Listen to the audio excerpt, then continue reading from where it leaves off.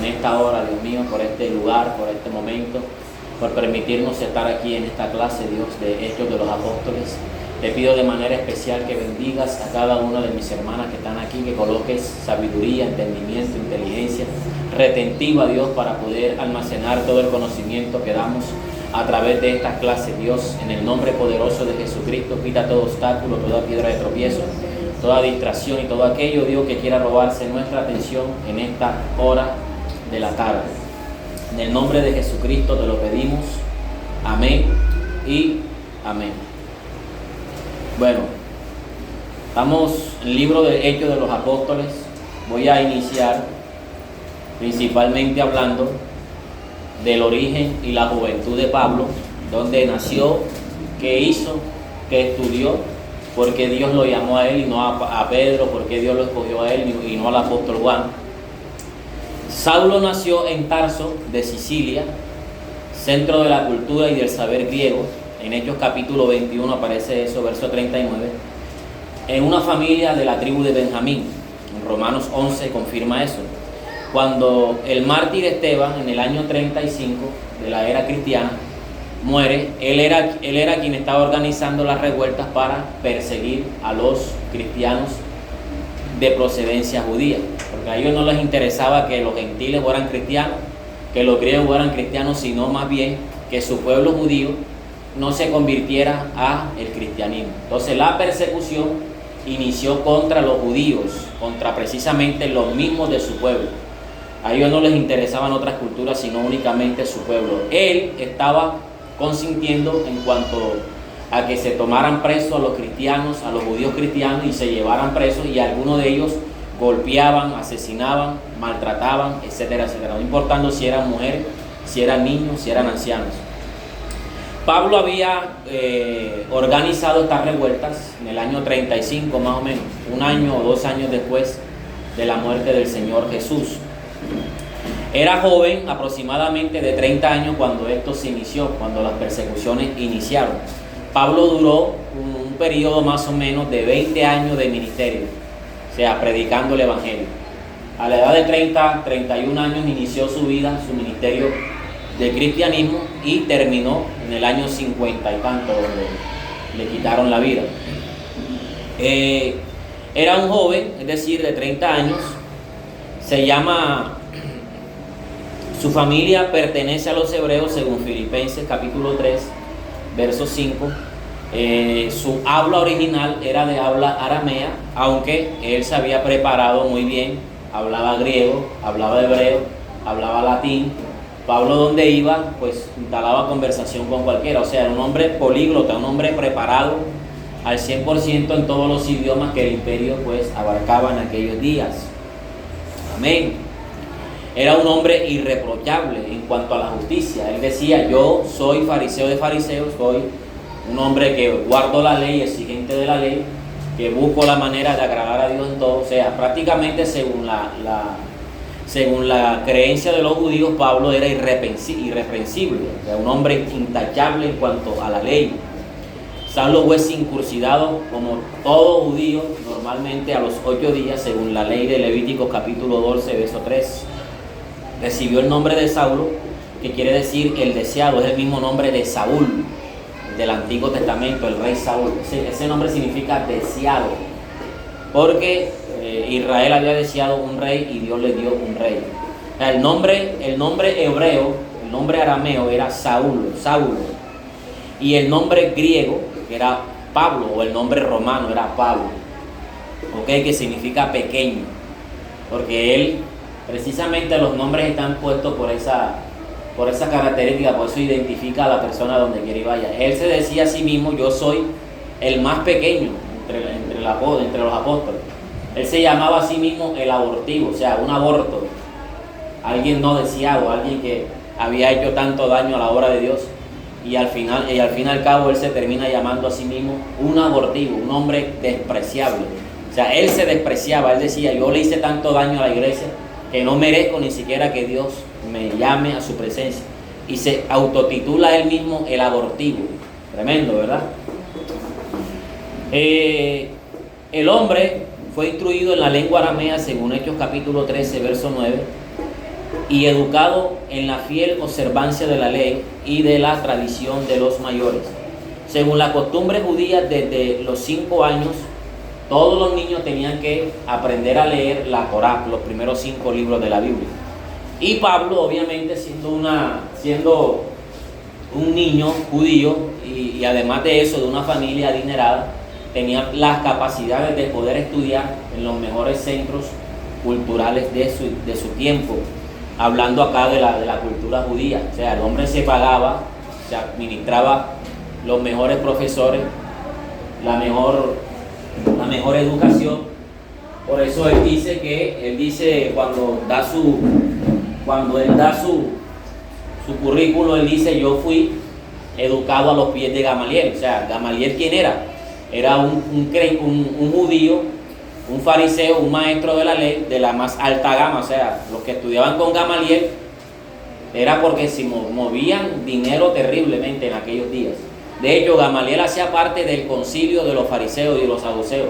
Cada vez que había un concilio, una decisión, que iban a tomar una decisión, Gamaliel hacía parte de ese concilio. Allá en Hechos capítulo 16 y 17, donde toman preso, en el capítulo 8 o 11 o 10, no me acuerdo muy bien, donde toman preso a Pedro, y Gamaliel dice: si ustedes toman preso a estos cristianos y los persiguen, si esa obra es de Dios, posiblemente ustedes estén peleando contra Dios.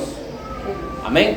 Y obviamente Gamaliel le dice: si esta obra que estos creyentes están haciendo es de Dios, estamos peleando contra Dios. Pero si no es de Dios, esa obra se va a disipar en cualquier momento. O sea, un hombre con una sabiduría y que además de eso tenía un dominio propio para tomar decisiones. O sea, hablaba conforme a la palabra de Dios. Entonces, Pablo es enseñado en la lengua griega, porque la lengua griega, apréndanse eso, la lengua que se hablaba en el primer siglo era el griego, el común, la palabra griego koiné, común, un griego común. La lengua común ahora actualmente, ¿cuál es? El inglés. El inglés. Usted va donde usted quiera que vaya, a cualquier país, en cualquier nación, la lengua que se exige es el inglés. A nosotros nos exigen inglés. ¿Por qué no le exigen a los gringos hablar español? Porque esa no es la lengua común.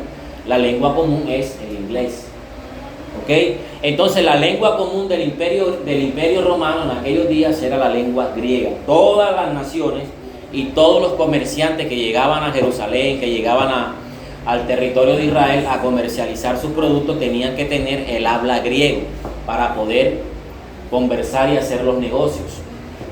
¿Dónde inició Jesús su ministerio? ¿En qué lugar lo hizo él? ¿Cuál era el centro de la actividad del ministerio de Jesús? Galilea. ¿Por qué Galilea? Porque estratégicamente Galilea era el lugar donde llegaban los comerciantes de todo el imperio. ¿Por qué le llamaban el Galileo? Jesús el Nazareno. ¿Por qué le decían esos títulos? No eran títulos hermosos, que uno los lee en la Biblia y uno dice: wow, Jesús el Nazareno. Le decían así porque era una tierra de Galileo, una tierra de gentiles, Galilea de los gentiles.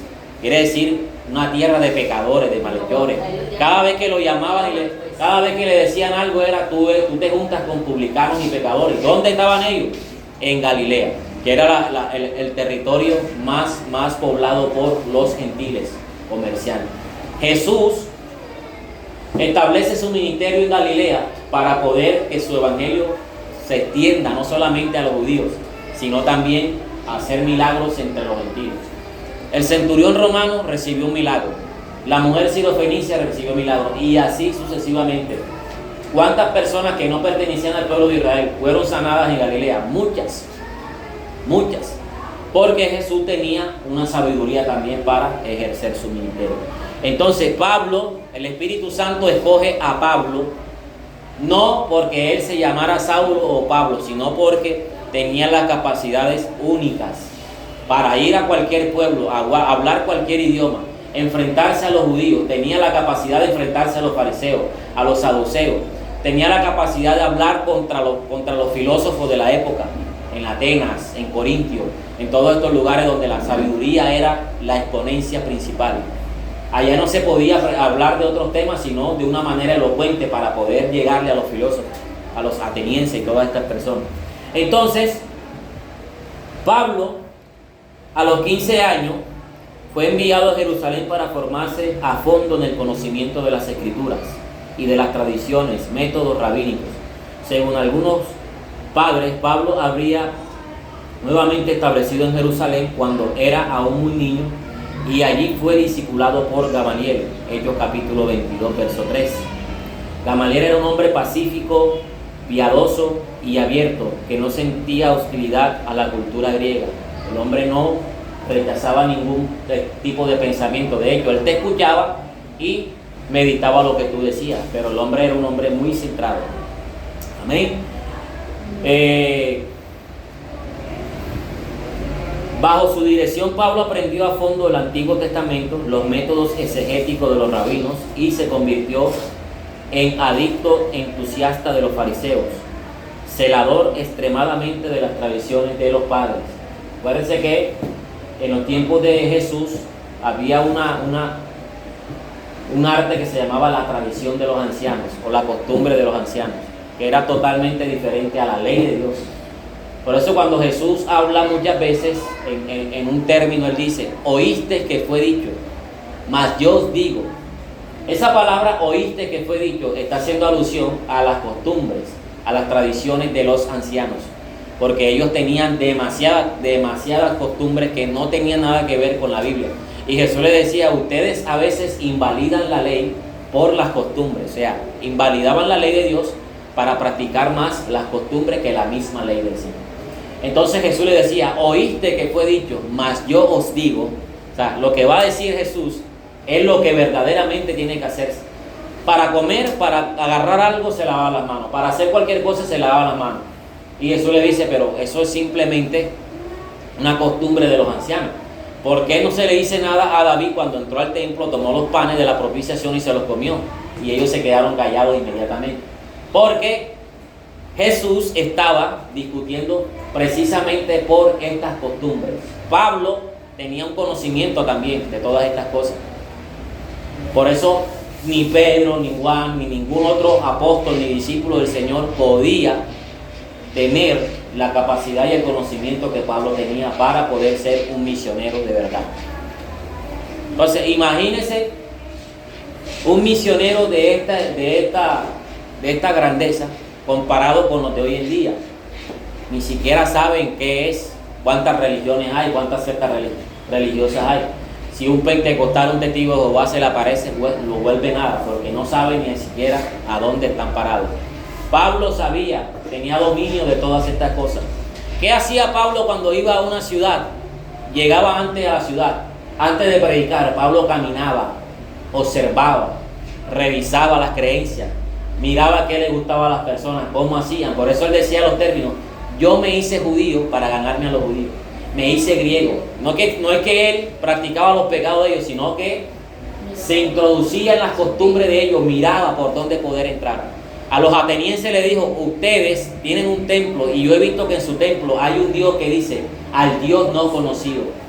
Y por allí se fue Pablo a predicarle a los atenienses, ese Dios no conocido es el mismo que yo predico. Y empezó Pablo a disertar un mensaje que a los atenienses les llamó la atención, pero no les convenció. Terrible, ¿verdad? Entonces,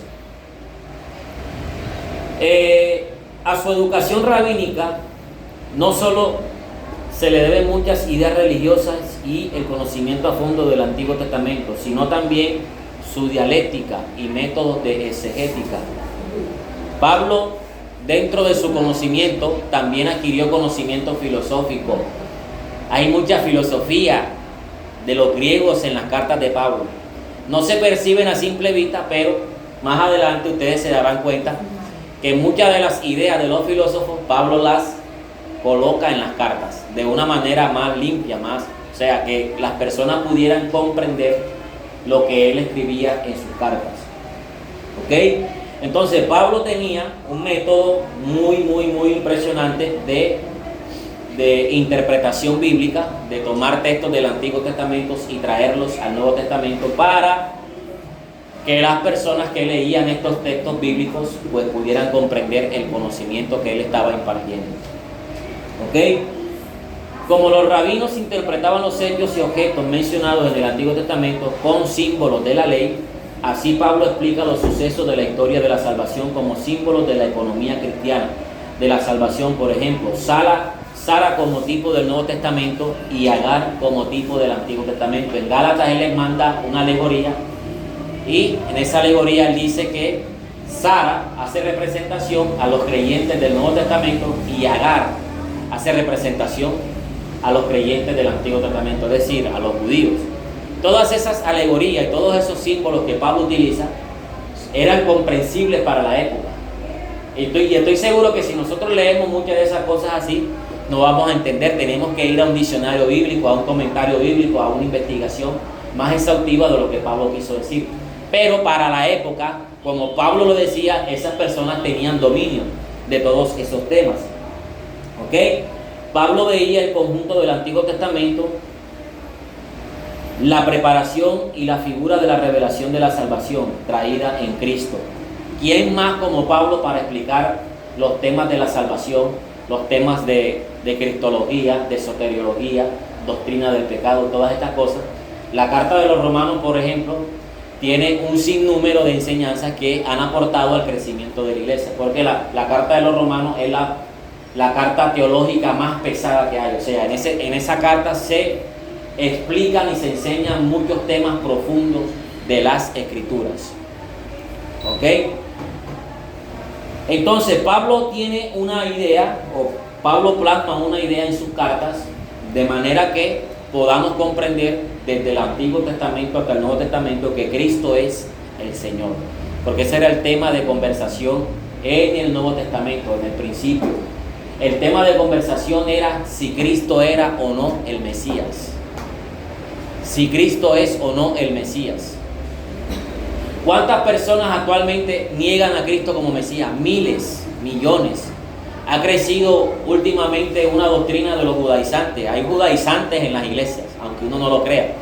Hay personas que están estudiando demasiado el hebreo, que están estudiando raíces hebreas y que están trayendo ahora nuevamente que los cristianos debemos volvernos a las raíces hebreas para poder comprender las Escrituras, cuando en realidad no es así. Por eso es importante la preparación bíblica, para que nosotros no seamos movidos de lo que hemos aprendido. Quiero hacer una pregunta. Yo estaba viendo la red.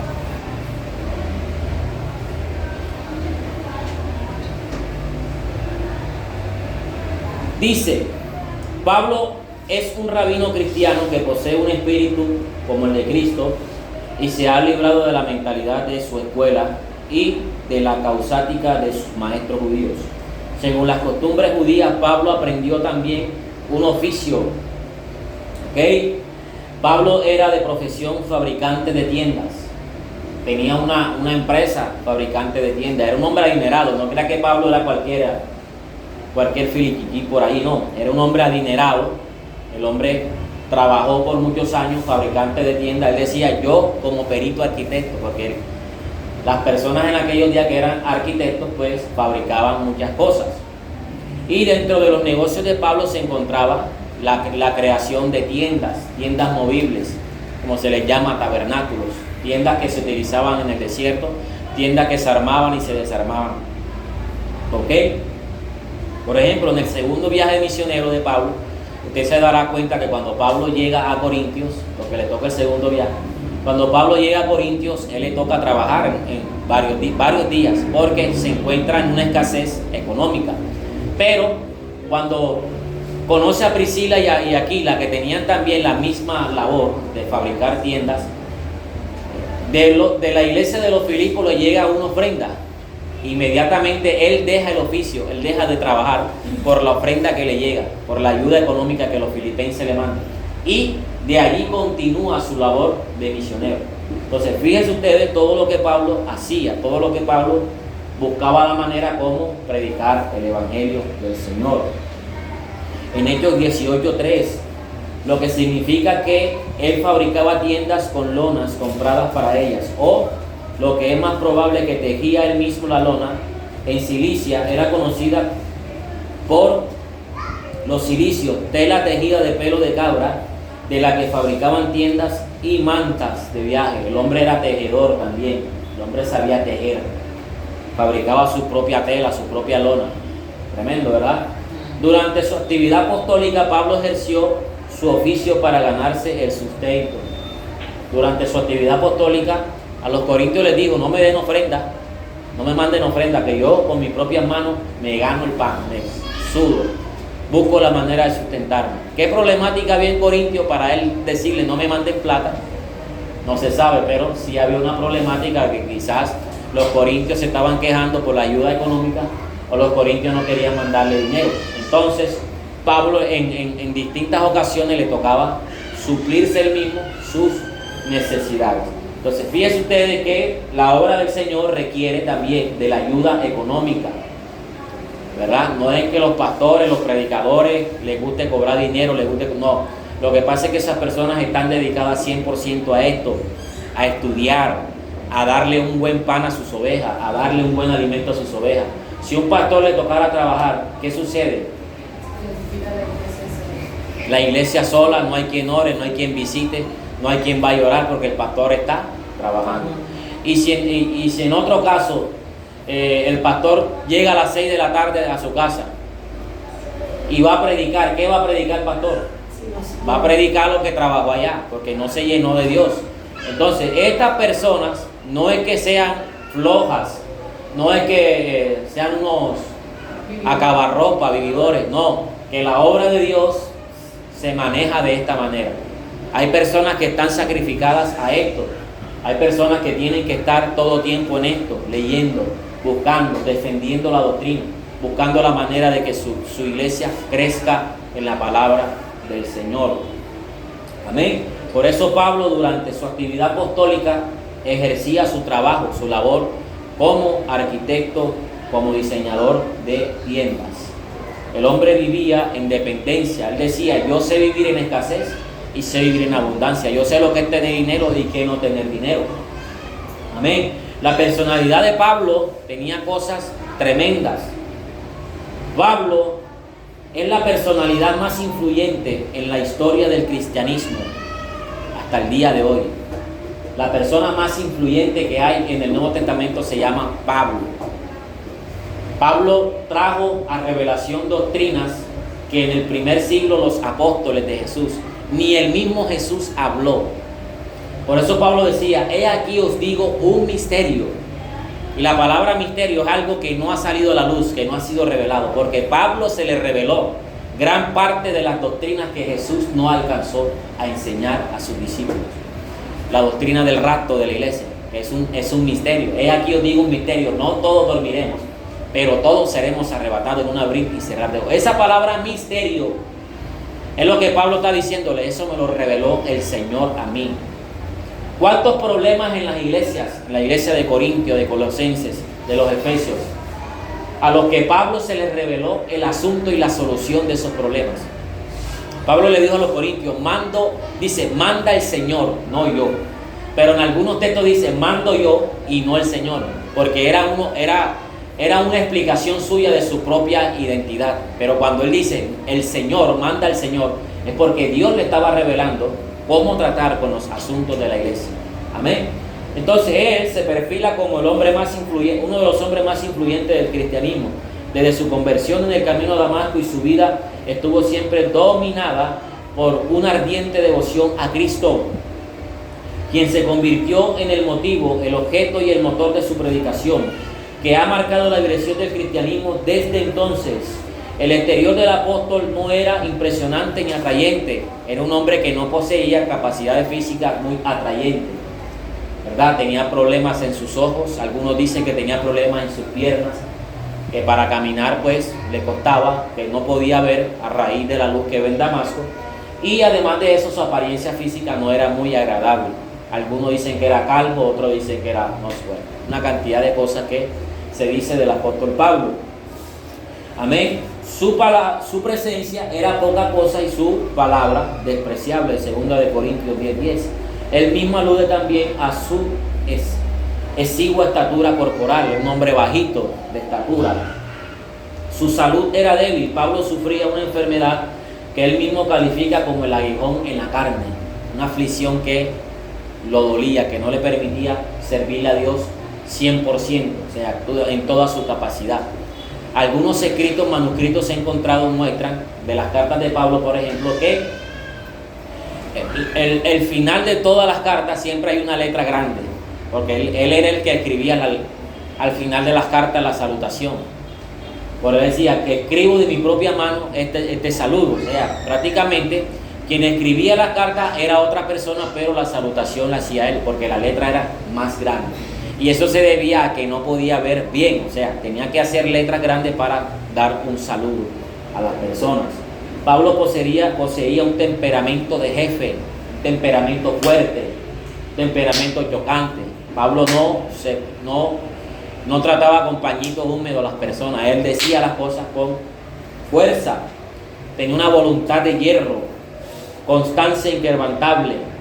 Ninguna persona va a poder quejarse delante de Dios y decir: es que estoy enfermo, es que no puedo, es que me dio gripa, es que me dio fiebre. No, porque Pablo acarreaba en su cuerpo problemas físicos terribles, enfermedades. En el primer viaje misionero se enferma en el territorio de Galacia, y para poder recibir sanidad, para poder recibir atención médica, le tocaba cruzar un bosque terrible, peligroso, pero aún así lo hizo porque deseaba continuar con el viaje misionero. ¿Ok? Entonces, tenía sentido para la iniciativa, extraordinaria capacidad de trabajo y resistencia, y un carácter conquistador. Su carácter era además apasionado, impetuoso y dominador, que se entregaba de modo total al amor o al odio. El hombre amaba con entrega total, y cuando odiaba con entrega total. Tremendo, ¿verdad? Él no miraba si era papá, mamá, si era el que fuera, le decía sus 3 verdades, y se las decía bien fuerte. Tremendo. Amén. Dice, era dominador, más junto a su férrea voluntad, Pablo tenía también un alma de fina sensibilidad, condescendencia. El hombre comprendía. El hombre decía: hermanos, cuando vayan a exhortar a alguien, háganlo con amor. Cuando vayan a exhortar a alguien que es primero en la fe, hermanos, tenemos débiles en la fe. El hombre sentía, el hombre era consciente de que habían personas débiles, pero a los que actuaban mal y los que actuaban con conocimiento de que estaba malo lo que estaba haciendo, él le decía: a los tales expúlselo, échelo de la iglesia, entréguenselo a Satanás. Imagínense, son condenaciones terribles. A Pedro le dice, cuando con los Gálatas se unía y después se unía con los judíos, le dice: hipócrita, eres digno de condenación lo que estás haciendo. A Pedro. O sea, una discusión fuerte y una acusación condenatoria. Él estaba diciendo: tú eres digno de ser condenado por lo que estás haciendo, porque cuando estás con los judíos eres uno, y cuando estás con los gentiles eres otro. Hipócrita. Y a su compañero Bernabé le dice: tú también te dejaste arrastrar por Pedro. Hipócrita, digno de condenación. A su amigo de viaje, imagínense. Entonces, este hombre tenía una voluntad terrible, de hierro, parecía un jefe, esos jefes que son regañones. ¿Ok? Tenía un corazón lleno de ternura, porque no se puede decir que Pablo tenía un corazón tierno, obviamente con las personas que merecían ternura, amor. A los filipenses, él les escribe algo muy importante. Por ejemplo, la carta de los filipenses es la carta del regocijo. Los filipenses fueron una iglesia totalmente plagada de mujeres. Eran pocos los hombres que estaban en esa iglesia. Y esas mujeres eran mujeres que adineradas. Por ejemplo, Lidia era vendedora de púrpura. Y la gran mayoría de las mujeres de los filipenses tenían dinero, hermanas, y ayudaban al apóstol Pablo con su ofrenda mensual. Y era una ofrenda robusta. Y Pablo le escribe a los filipenses y le dice: La palabra gozo y regocijo aparece más de 12 veces en el libro de los Filipenses. Me regocijo, me gozo con ustedes. Imagínense, ya ustedes saben por qué les dice así, me regocijo y me gozo. Porque eran personas que sostenían su ministerio económicamente y eran personas que tenían un buen testimonio delante de Dios. La mayoría de ellas eran mujeres. ¿Okay? O sea que el hombre también agradecía, se mostraba gentil, era consciente a que habían personas débiles y que habían personas que ayudaban en el Nuevo Testamento. Dice, el hombre despertaba fuerte simpatía, que sentía profundamente la necesidad y el dolor de los demás. Amén. El hombre lloraba, gemía. Le decía a los efesios, por esta causa doblo mis rodillas ante el Padre y lloro, gimo. El hombre lloraba, gemía por la iglesia. El hombre tenía un amor ferviente por la obra de Dios. Él se dolía si alguien le mandaba una noticia de que estaba enfermo, él anhelaba estar allá. Él buscaba la manera de ir a ese lugar donde él estaba, la persona enferma estaba. Entonces, como pensador, Pablo fue esencialmente un espíritu intuitivo que concebía la religión más por vista inmediata que por razonamientos discursivos. Sin embargo, fue juntamente un poderoso dialéctico y su capacidad natural se perfeccionó aún más por su forma rabínica. Pablo era un psicólogo experto en la materia. Como les dije, él llegaba a un lugar y miraba a las personas, el aspecto, cómo se vestían, qué hacían, un gran pensador, y después de eso construía una idea de su predicación, ¿verdad? Eso es uno de los métodos que más resultado tiene en la evangelización, que usted predique conforme a la sociedad, a los problemas de la sociedad. Si usted está en un barrio donde la droga está afectando su barrio, pues el mensaje tiene que ser directamente con relación a la solución de la droga. Eso es lo que causaba un impacto en las predicaciones de Pablo, porque Pablo hacía una investigación del lugar. Él no llegaba predicando inmediatamente, él duraba una semana caminando por allí mirando por dónde era que él iba a construir sus mensajes para llegarle a la gente. Y cuántas miles y millones de personas no se convirtieron al apóstol Pablo, al mensaje que él llevaba a esas personas. Amén. La naturaleza y el arte de su forma de ser, era un psicólogo introspectivo. Sus comparaciones e imágenes están tomadas generalmente de la vida ciudadana, de lo que sucedía a su alrededor, de los soldados, del derecho. El hombre buscaba la manera como dar un mensaje a las personas. Pablo fue un escritor de ingenio que disponía de un vocabulario extenso. Hablaba, imagínense, 4 idiomas, más de 4 idiomas. Era un conocimiento sólido de la lengua griega. Sin lugar, su lengua es el griego corriente entre la clase culta de su tiempo, salpicada con numerosas expresiones tomadas de las versiones griegas de la Septuaginta. ¿Sabe qué significa Septuaginta? ¿No? Usted está en segundo, ¿verdad?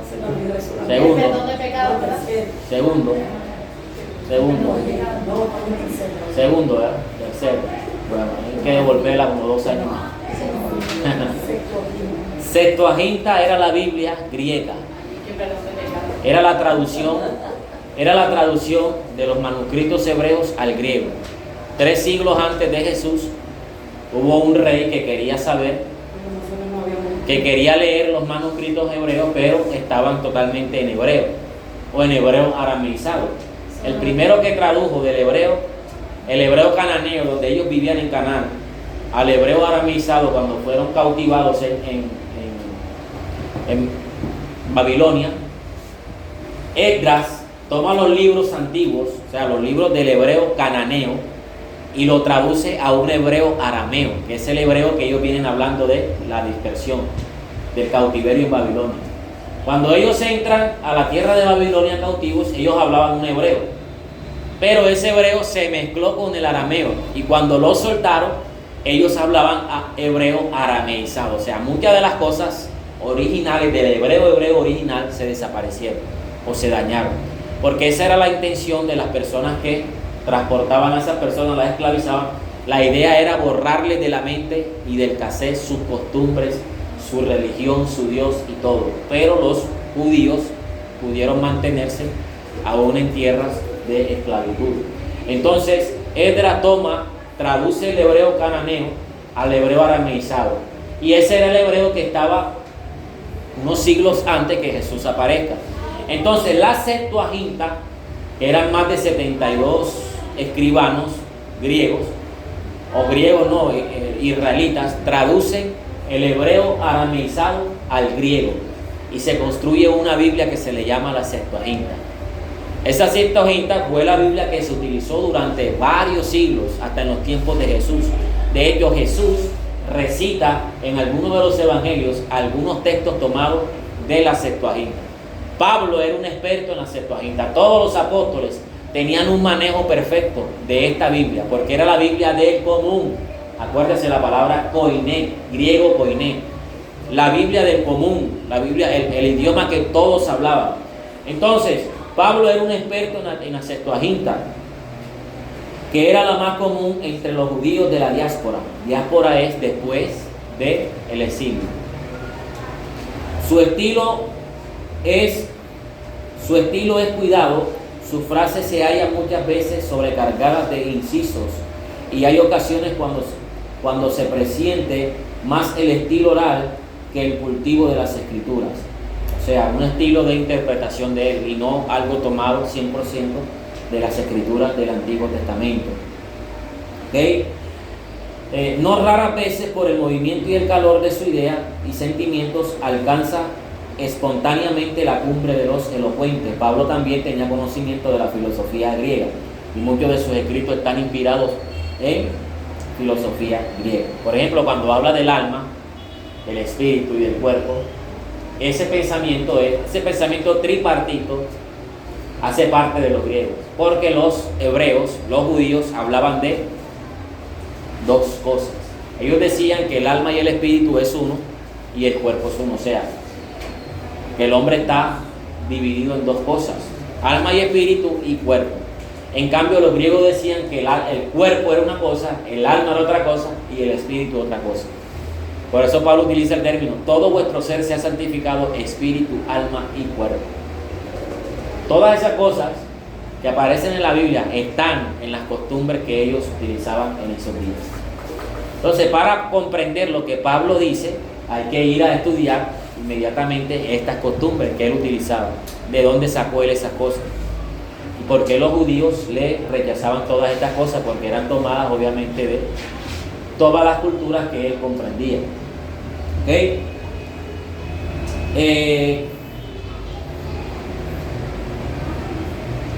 Vamos a adelantar un poco.